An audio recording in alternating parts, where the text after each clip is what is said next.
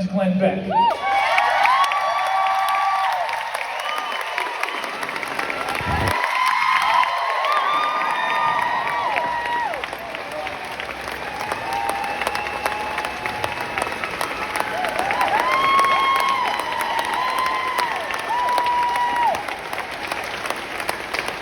And before I give the microphone to Glenn, I would like to tell one story, and then I'm going to let you, he's going to tell his side of this. In 2012, I was lucky enough to get on the Glenn Beck show. He had no idea who I was. I wrote a book about, nothing to do with trafficking. I wrote a book about the covenant on this land, an American covenant. And I got on Glenn's show, and after the interview, I think we sold 5,000 copies, and after that, we never sold another copy. Okay? So Glenn got it out there for us. And I just felt lucky to get on there, never saw him again. I somehow was able to manipulate someone to give me his email address on the way out the door. And so I had it, and he gets 1,000 emails a day, so I'm emailing him, hey, remember me, want to do something more with me? Just crickets, you know. I get it, you know, and I didn't expect much more. But one day, after I had this idea for O.U.R. in 2012, about a year after I was on the show, I had this idea that we could privatize this. And I built the blueprints for how to create this foundation, but I didn't have resources. How do I get resources? I'm driving up to 15, and I hit that place in Sandy where there's always traffic. I'm listening to the Glenn Beck show, and Glenn is talking about Ariel Castro. If you remember this guy from Ohio that was kidnapping children and throwing them in his basement and impregnating them, and they got liberated. And Glenn was ranting and raving about how is this happening? This thing is growing, this trafficking, modern day slavery. What can we do about it? And I thought, oh my gosh, here I go again. It's maybe the 10th email will get through. So I said, Glenn, do you remember me? I was on your show talking about George Washington. But that's not really what I do. I didn't really tell him what I did. I just said, but I just have a plan. I have a blueprint for how we can actually solve this. And I sent it off. And then the traffic started moving again. I'm driving. Glenn comes off commercial break, and he says, I just got an email from a guy who's claiming, now this is what 30 million people just heard him say this, that just told me he's got the blueprints for a plan. And my first thought literally was, I can't believe someone else sent an email at the same time I did. This can't be me. And I still didn't believe it until the next day. His producer called me and said, Glenn's gonna fly to Salt Lake to meet with you. And that decision for Glenn to come, that was the beginning of Operation Underground Railroad, and it led to something else called the Nazarene Fund. And with that, I'll let Glenn tell you his side of that story. Everybody, please put your hands together once again for one of the great American patriots and heroes, Mr. Glenn Beck.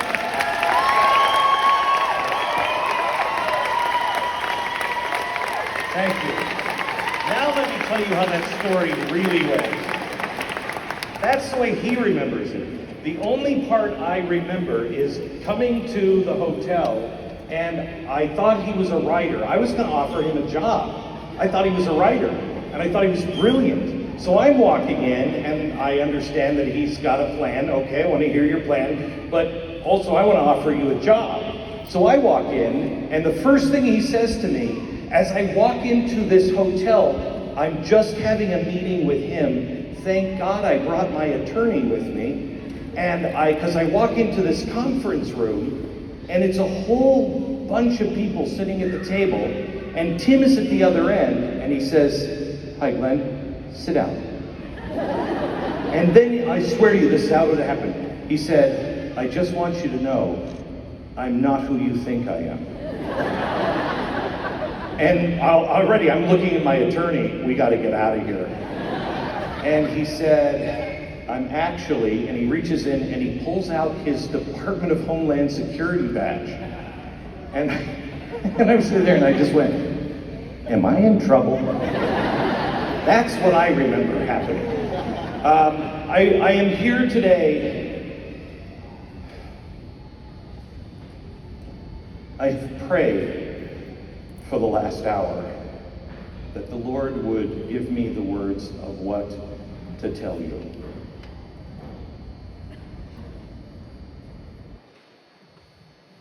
We are on the beginning edge of real darkness. And I want you to know that I have friends who have been tortured. And they say the ones that survive torture, the ones that last the longest, are not the ones that say, oh, I can deal with that.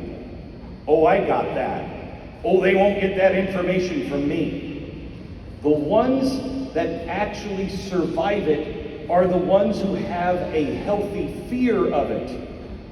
And they have no idea what they do, but they are prepared to do their best. They're humble. They're humble.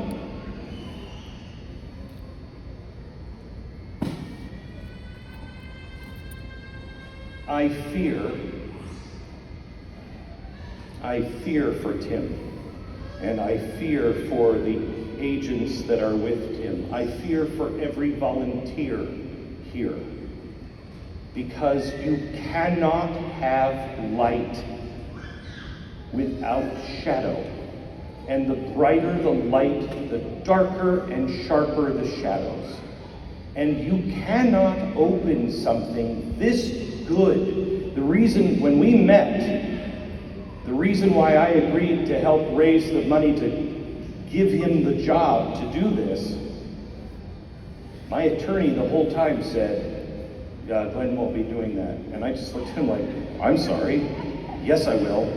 And he kept telling me over and over how we can't be involved in this. Glenn, you're moving to Texas. The cartel is right there.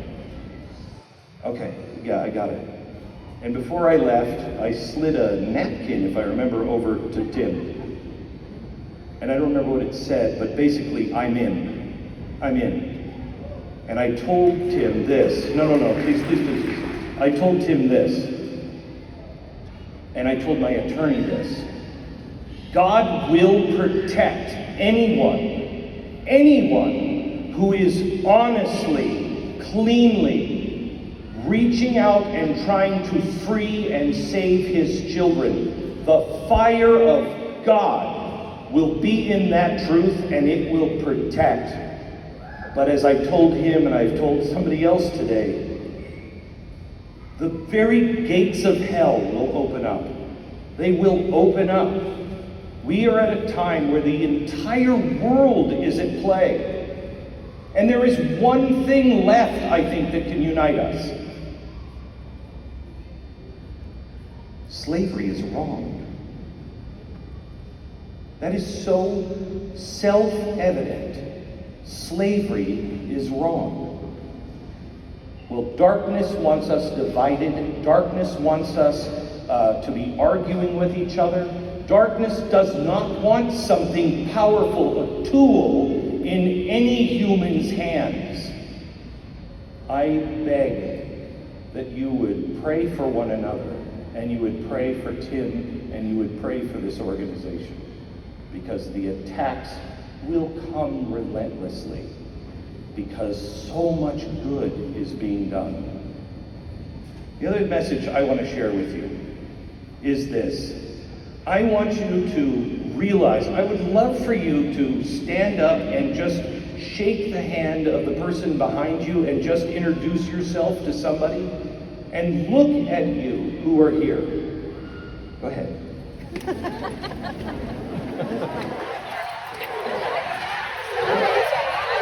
Hi. Dave. Gary.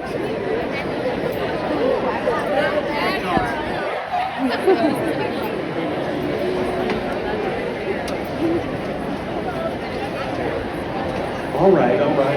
We don't need any cookies.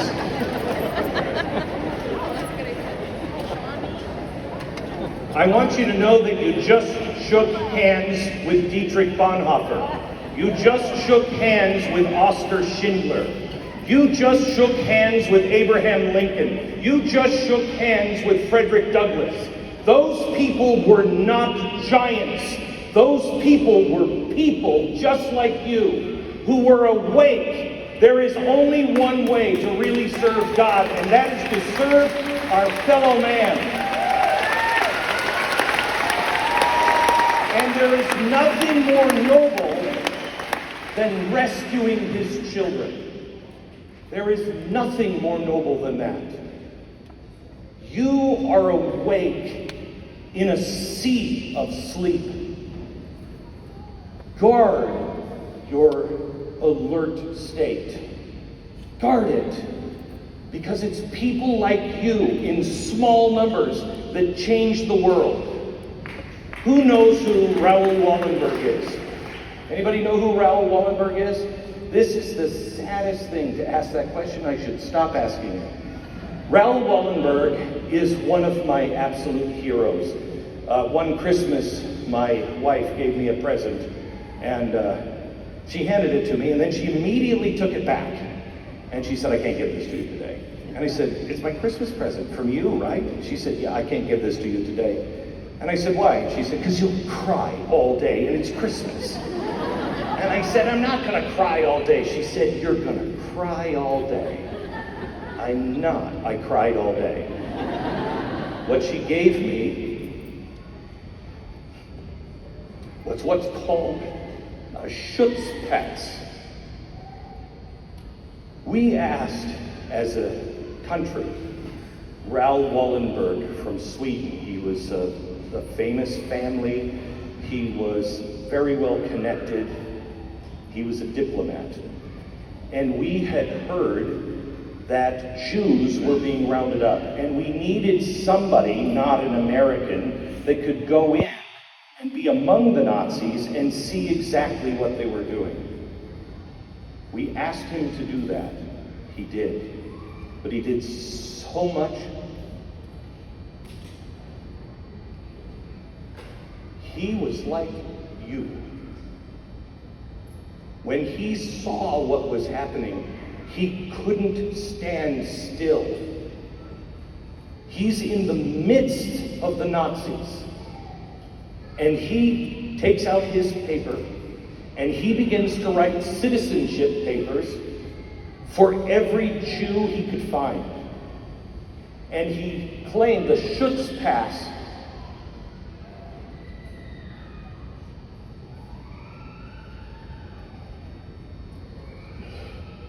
said this person is a Jew, but they are a citizen under the King of Sweden, and they do not have to wear the yellow star, and they are under his protection. Well, the king, they had the Germans there, and the king said, Raoul, you've got to stop. This is causing all kinds of problems. And he said, then you will have to come and stop me. You will have to come and have people take me away, because I cannot turn a blind eye to this. This man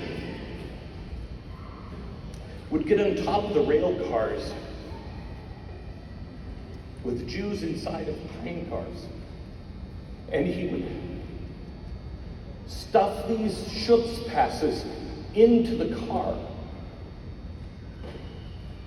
hoping that there were enough for everybody in that car. And then he would stand on top of the train right before the cold car, and he would say, stop! Stop! You have rounded up the wrong people. These people belong to me. And they would stop, and everyone in the car that had a Schutzpass was free. Imagine the courage that took. The dedication, the heart that he had. He was last seen running into the arms of the Russians, because as the Russians came in, a Jewish person that was with him said, you've got to get out now. Raoul, you've got to get out. And he said, there are more people to save, and the Russians surely cannot be as bad as the Nazis. There's some unhappy endings of the story, but we don't know for sure. But that man has been forgotten, and our country never asked where he was of the Russians until 1976. He went on our behalf. You, just like him, are going on God's behalf. We do these things because we know they are right and righteous. And so many people have come before us. Tim and I have exactly the same problem. How do you wake people up? How do you say to them, there are children right now in the darkest of places who are afraid, who may not even speak the language. All they know is they come and take them. And they feel left alone and abandoned. How do you wake people to that? Because no one wants to hear it. There is something special about each of you because you woke yourself up. Something happened to you. Pray for everyone that isn't awake, that something will wake them. This is our greatest job. And it is honestly the job of Americans, probably maybe more than ever. I brought something. I brought two things. These are slave chains. This was an ankle bracelet. You wore them on both ankles. That was for someone who ran. They locked them on to your ankles. They're just rocks inside of those. Slavery was worse than you could possibly imagine. But there were 12 million slaves over the 400-year period of the Atlantic slave trade. 400 years. In that time period, man enslaved one another to the tune of 12 million. There are 40 million slaves today. 40! And we are buying our Apple iPhones from them. I know a woman who escaped from China. This woman who escaped from China, Christmas time, she was over at a pastor friend's house. And they were decorating the tree and they were putting the lights on. And her job was to untangle the lights. And before long, he looked at her and she was bent over the box, sobbing. He came over to her and said, what's wrong? And she said to him in Chinese, when I was in a camp, it was my job to make these lights.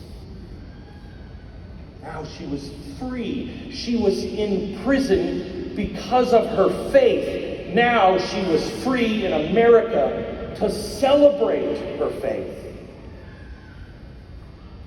I went to Mexico with Tim. I had the most... I've met so many people. I've met famous people. I've met presidents. I've met prime ministers. I have met some amazing people. But when I went to Mexico and I met the women that O.U.R. had rescued, there is no one closer. There is no one even close to these people. I met a woman, Maria. She had the marks of chain around her neck. You know that photograph of the American slave, and he's turned and his back is here and you see all the whip marks? That's who she was. I interviewed her, and at the end, I wanted her to give an empowering message. And so I gave her a piece of blank paper, and I said, I want you to say, my name is Maria, and I was a slave. And then lift the paper up and say, but only I am the author of my story. She refused. And I said, why? She said, because others called me a slave, but I was never a slave. Up here, I was never a slave. That woman is now one of the top 10 most powerful women in Mexico. The people that had been slaves that were rescued by O.U.R. One of them, spiritual giant. She was asked to speak in front of the Pope, all of the big leading imams, the high priest, and everybody else from every religion. They came all from all over the world, and she was asked to speak at that conference. And you know what she did? Halfway through, this woman said, you know what, I have something here, but I just feel like I am supposed to pray for you. So she asked the Pope and all these other spiritual leaders, I'm just going to pray for you right now, because you guys need it. Who has the courage to say that? Somebody who knows who they are. Somebody who really knows who they are. Everybody wants a testimony, but they surely don't want the test. You are going to be tested. And you are going to be tested because this is what you were born for. This time to do something great. And that is just stay awake. My kids, they're going to need therapy forever.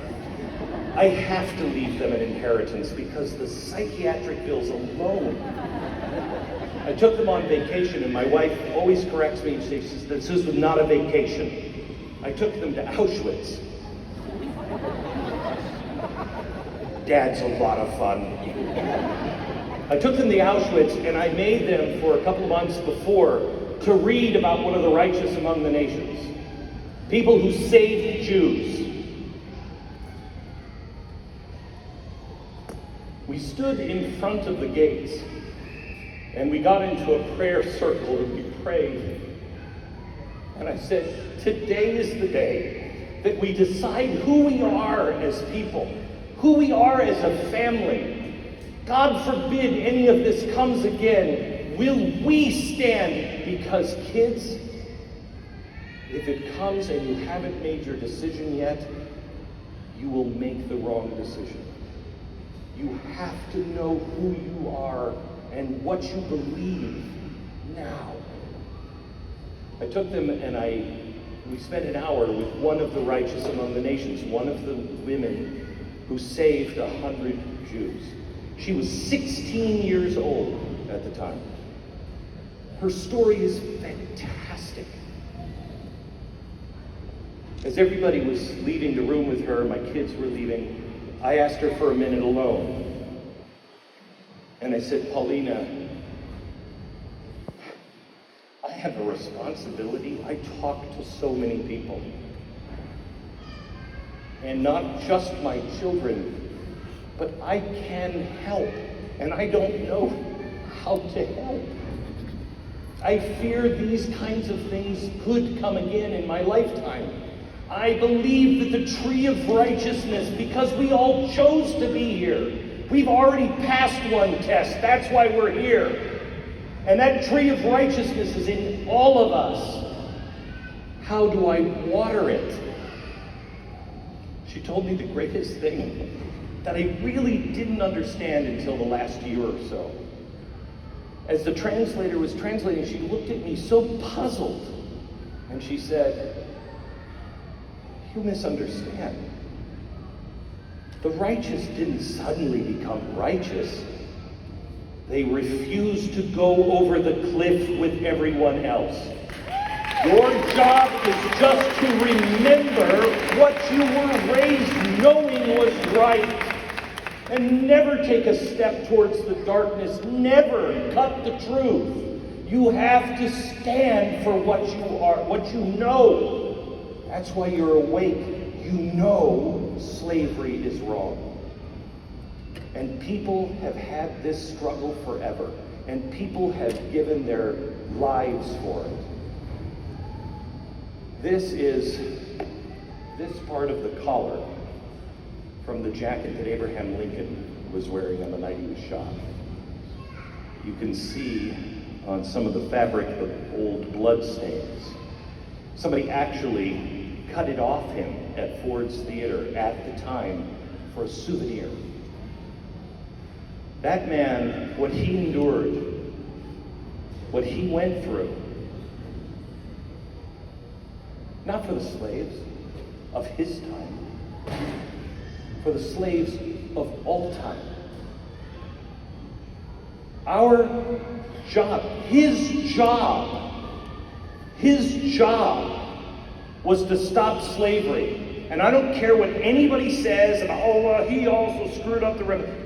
I don't care what any of that is, because I know the truth. John Quincy Adams tutored him while he was in college, he was in Congress.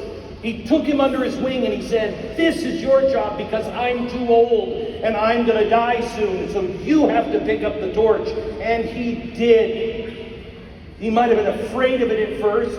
He might have avoided it first, but he took up that torch.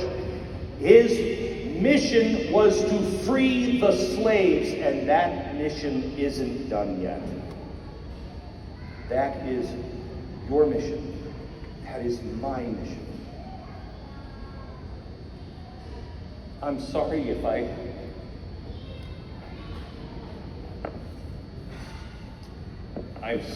I haven't been uplifting.